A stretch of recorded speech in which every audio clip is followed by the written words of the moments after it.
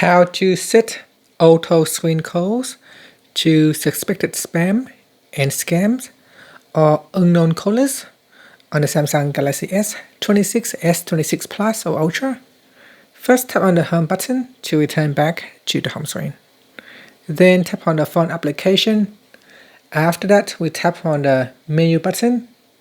From the pop-up, tap on settings. Now in call settings, tap on call screening.